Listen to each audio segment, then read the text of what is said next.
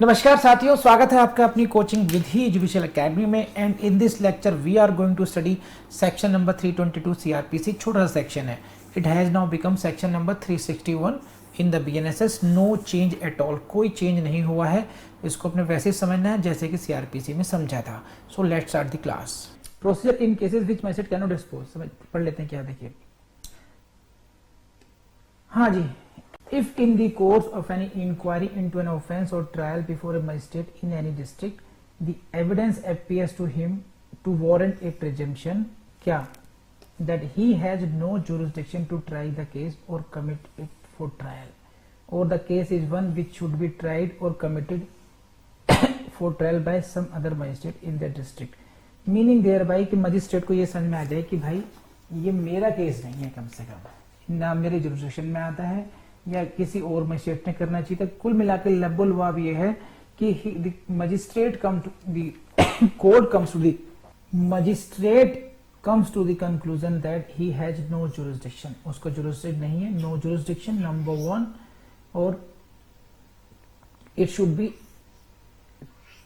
tried or committed by some other, or next that the case should be tried by the CJM। तब वो क्या करेंगे, यहां से क्वेश्चन आएगा। बस ये नेक्स्ट लाइन है येलो कलर की, इसको हाईलाइट कर लीजिए।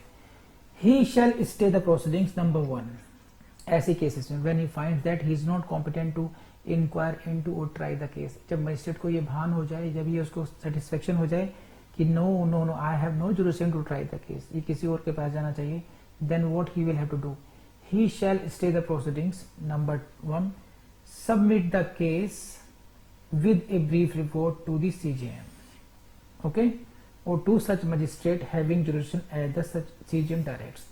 या तो CJM को डायरेक्ट भेजेंगे या CJM की डायरेक्शन पर उस मजिस्ट्रेट को, जिस मजिस्ट्रेट के बाद डायरेक्शन जुरिस्डिक्शन उसको भेज दिया जाएगा।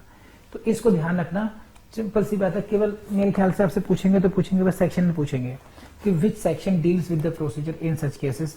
This is section 322।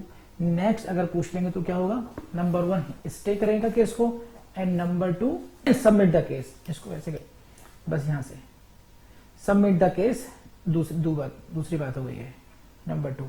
So stay plus submit to CJM। This is, तो साहब पढ़ लिया आपने, और अब जैसे पढ़ाया गया है इस लेक्चर में वैसे का वैसा याद जरूर कर लीजिएगा। 101% you are going to qualify the exam. अगर आपको एफर्ट्स पसंद आ रही हो तो please do like the videos, please इन वीडियोज़ को शेयर कीजिए और अपने कमेंट्स ज़रूर लिख करके भेजिए हमें, राइट। एंड इनके नोट्स, इनके बारे में हमारी वेबसाइट को जरूर एक्सप्लोर कीजिएगा। We are constantly updating our website vidhijudicial.com, उसको एक्सप्लोर करना बिल्कुल नहीं भूलें। और इस चैनल की भी डिफरेंट जो प्लेलिस्ट हैं उनको ज़रूर देख लीजिएगा। आपके लिए सब कुछ है यहाँ पर, आपको कहीं भी और जाने की ज़रूरत नहीं पड़ेगी। कर लेंगे। Thank you very much.